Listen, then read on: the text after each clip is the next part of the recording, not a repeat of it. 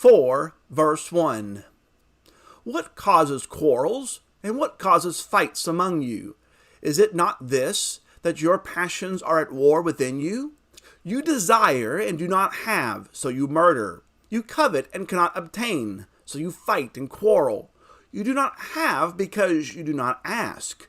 You ask and do not receive because you ask wrongly, to spend it on your passions. You adulterous people, do you not know that friendship with the world is enmity with God? Therefore, whoever wishes to be a friend of the world makes himself an enemy of God. Or do you suppose it is to no purpose, as the Scripture says, He yearns jealously over the Spirit that He has made to dwell in us, but He gives more grace. Therefore it says, God opposes the proud, but gives grace to the humble. Submit yourselves, therefore, to God. Resist the devil, and he will flee from you. Draw near to God, and he will draw near to you. Cleanse your hands, you sinners, and purify your hearts, you double-minded. Be wretched, and mourn, and weep. Let your laughter be turned to mourning, and your joy to gloom. Humble yourselves before the Lord, and he will exalt you. Do not speak evil against one another, brothers. The one who speaks against a brother or judges his brother speaks evil against the law and judges the law. But if you judge the law, you are not a doer of the law, but a judge. There is only one lawgiver and judge, he who is able to save and to destroy. But who are you to judge your neighbor? Come now, you who say, today or tomorrow we will go into such and such a town and spend a year there and trade and make a profit. Yet you do not know what tomorrow will bring.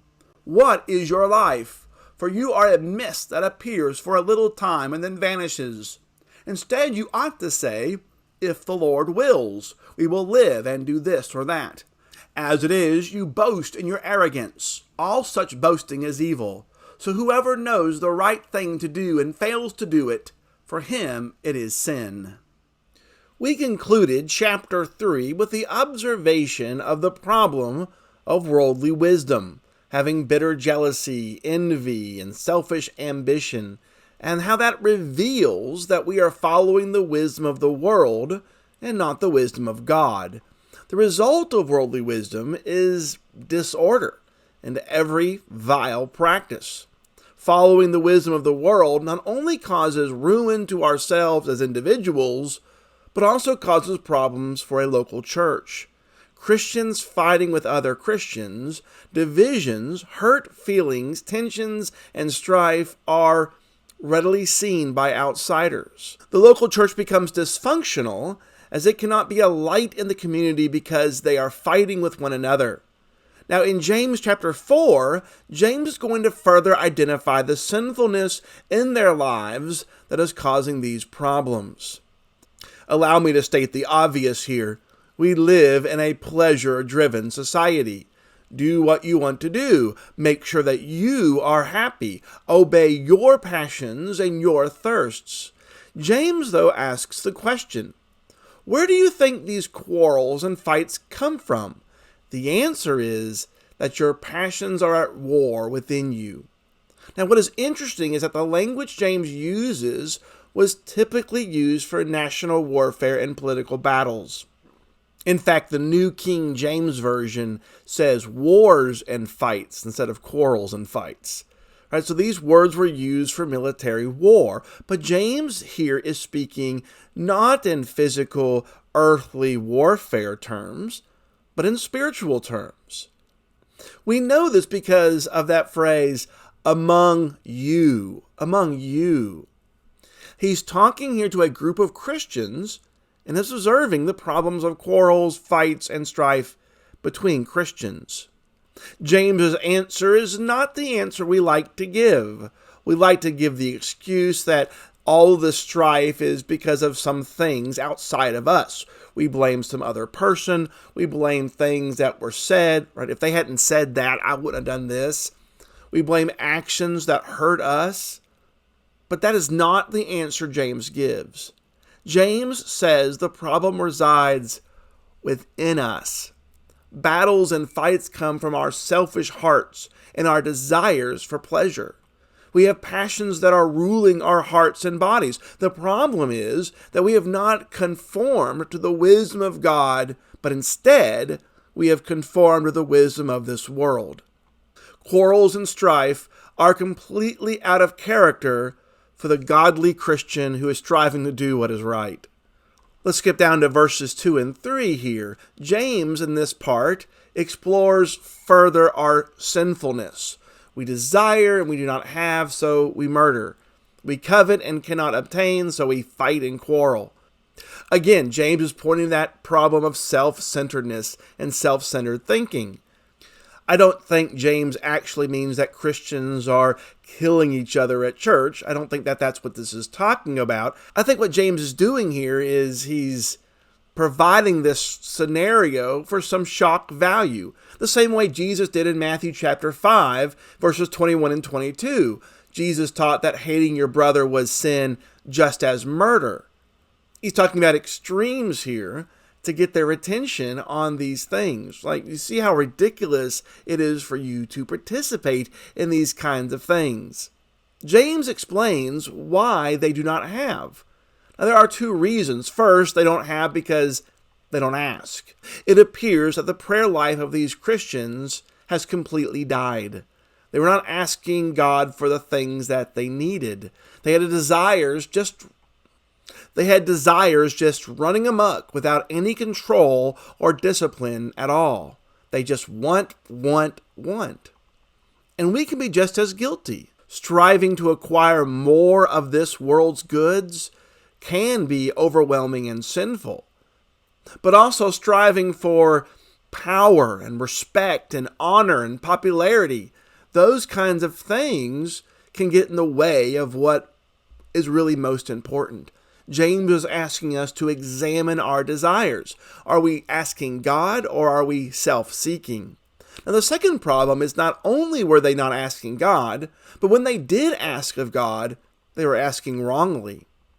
Have you ever thought about the possibility of praying wrongly? Maybe you're thinking, well, it doesn't really matter how I pray. All that matters is that I'm praying. James says that they prayed asking for the things that they could spend on their passions. They were praying selfishly. They were not praying towards God's will or that what would be best for them spiritually. They were praying for their own selfish self-interests. Now, let me be clear. I don't mean that it's wrong to pray for ourselves or things that are going on in our lives. What I mean by selfishly is that they were praying to fulfill their passions and desires. It's the idea of turning God into a genie in the lamp, right? And what the Bible tells us is the way to rub that lamp in just the right way in order to get God to give up the goods, to give us what we want.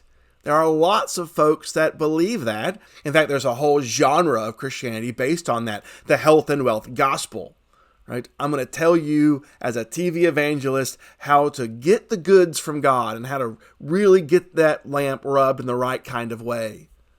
James says that's not what your prayer ought to look like. Our prayer life must reflect a relationship with God, that we're making requests of God in a way that demonstrates our love for Him and our love for what is right. Think of it this way. It's the difference between our children who have a loving relationship with us so that we want to give them when they respectfully ask of us and show appreciation for what we provide for them, versus children who are bratty and ask for you only because you have the money and not because they love you. James exclaims here in verse 4, "You adulterous people." James has not dealt with the sin of adultery here. So again, this is not that he's talking about. He's talking about the relationship between ourselves and the world versus God. And we know that because look at the end of verse 4. Whoever wishes to be a friend of the world makes himself an enemy of God. Or do you suppose it is to no purpose that the scripture says he yearns jealously over the spirit that he has made to dwell in us? Our God is jealous for us. God is jealous for you. God does not want to share you with the world. And in fact, He will not share you with the world. Now, if you have a trouble understanding how can God be jealous, well, think of it in these terms. Think about in marriage, we understand that. When we marry, we're leaving family and friends at second place, and the marriage is where our attention rests. Something is wrong with the marriage if you're spending time with every person but your spouse. In the same way, there is something wrong if we spend our time with every person but God. We're showing our friendship with the world. We're cheating on Him rather than being united to Him completely. He is jealous for us and will not accept second place. God will not accept our leftovers. So we ought to serve God. We must serve God completely, or don't bother, because He will not be third wheel in the relationship. Verse 6 talks about grace. Grace comes to those who humble themselves, not the proud. There is no grace to the self-centered and those who act selfishly. There is no grace to those who continue to practice jealousy and envy. There's no grace for those who ignore God's call and continues to be friends with the world. But those who humble themselves will find grace. Those who will admit that they have not been living in the way that God demands and come to the Father seeking grace will find grace. God can and will overcome your sins if you will humble yourself before God. We must stop being self-seeking and become God-seeking. And when you stop opposing God, verse 7, you start opposing the devil. Submitting to God is to resist the devil. To submit to the devil is to resist God. So maybe the question we ought to ask ourselves is, would we describe our lives as an active resistance to the devil? And if we do, then that must mean that our lives are actively submitting to God. He focuses in on that in verse 8 to draw near to God. This is the same call that God has made throughout history to His people who have turned away from Him, becoming friends with the world. When we make mistakes and fall back into sin, it's not too late to come back to God. God does not shut us out. He will never say, nope, not letting you back into this relationship. James offers us the promise that God will accept us back. Seek after God and He will find you. Down in verse 11, James again addresses the tongue about speaking to each other. Don't speak evil against one another. The judging here is judging by externals. Right? This is what this is. This is not godly judgment here at all. And in fact, he says, this even judges the law of God itself. When we judge our brother, we're choosing to ignore other commands from God. Further, you can't love a person and slander them at the same time. James does not merely say to watch our tongue. He wants us to understand something. We're breaking the royal law. We're breaking the law of God. And in fact, we're sitting in judgment of God's law. There's only one lawgiver and judge, and that person is not you or me. That person is God. He is the only one who gives law, and He's the only one who can stand in judgment of the law. Look at the end of verse 12 here. But who are you to judge your neighbor? Who are you? In essence, who do you think you are? As if you can judge God's law and question His commands rather than keeping quiet and submitting? What makes one human superior to another human being? Who gives me the right to criticize someone else? What makes you greater? See, it's easy to criticize others, but are you a doer? It's easy to sit on the sidelines and throw stones at everyone else who is trying to work for the Lord. Often we think we are the doers and those people are just the hearers. But you are not a doer when you speak evil of one another. We have set ourselves up as judge. We're usurping the right that only God has as lawgiver and judge. Verse 14 gives us a humble reminder that our life is nothing more than a mist. If you think your life is anything more than this, that's pride. The longer we live, the more we are able to realize the fragile nature of human life and the uncertainty of all human plans. Don't believe that? Just turn on the news, and you'll hear story after story of somebody who died unexpectedly. A family driving down the road on a very rainy, wet day, and the car coming towards them slides in the water and hits them head on. Nobody could have planned for that. Nobody woke up thinking this morning, I'm going to be in a head-on collision. But such is life. Life is fragile. The truth is, every one of us could start the week looking at the sunshine on a Sunday morning, and before the end of the week, be 6 feet underground. How many people start their work week off looking at all the things they've got to do on their calendar, all the commitments and appointments and business meetings, but the one thing that's not on their calendar? Their death. Nobody really expects that's going to happen to them now. Now we know that sometime way off into the future that's going to happen when I'm old and gray, but I make arrangements for that. I have funeral arrangements prepared, but nobody knows, hey, tomorrow I'm going to need to implement those plans.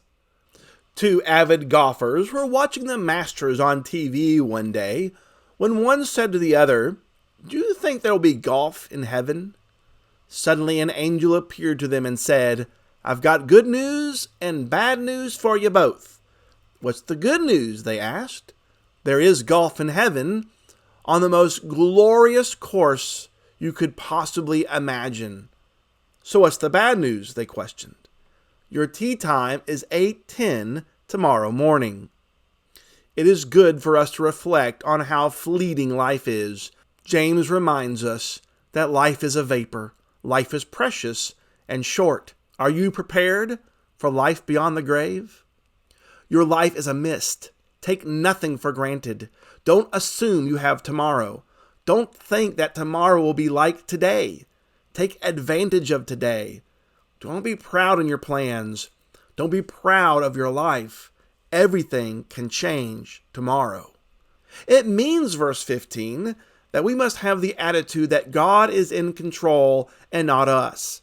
It means that we will think about God's will and not our own will, and stop assuming that we have control over our life and our health. Those things are not guaranteed to us. God is the only one who knows. God is the only one who is in control. We do not control that we will be alive tomorrow. We must understand that our lives are in God's hands. So don't be proud. Don't assume that you have complete control of you staying alive today. Every one of us could have a silent killer in our bodies, in our brains.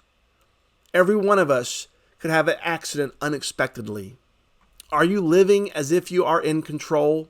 Are you living as if you have years and years and those days will be just like today? You know that isn't true.